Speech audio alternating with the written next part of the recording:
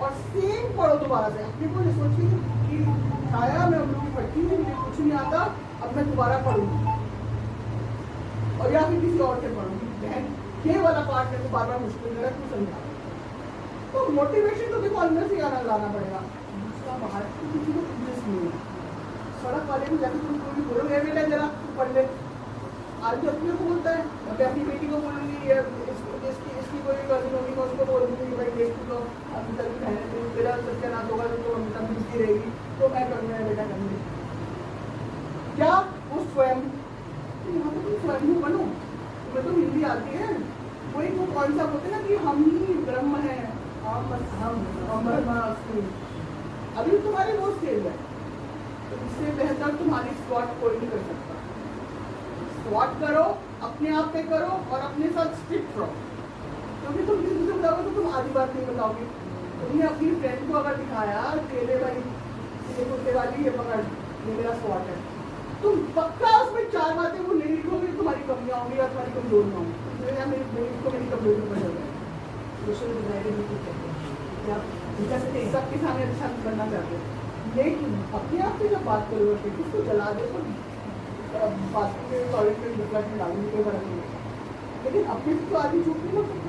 जैसे तुम ब्रश करते हो शीशे की शक्ल देखते हो, ये तो पता होता है ना कि मैं कैसे बोलती हूँ, फिर मैं झूठ बोलती हूँ, किस से जाके आज मैंने कल मैंने झूठ बोला था, रात को मैंने जो मुझे ब्रश करके सुना चाहिए था मैंने ब्रश नहीं किया, मैंने ऐसे कुंजी करके सो गई। अपने तो झूठ नहीं बोलोगे ना। जिस दिन तुम अपने सच बोलना शुरू कर दोगी, अपना असेसमेंट भी करोगी।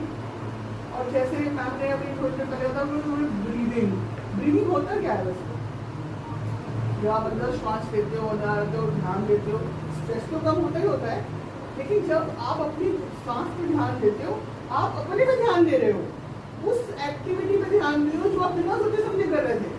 तो क्या बोलते हैं उसको इनवॉलंटरी एक्शन होता है आपका।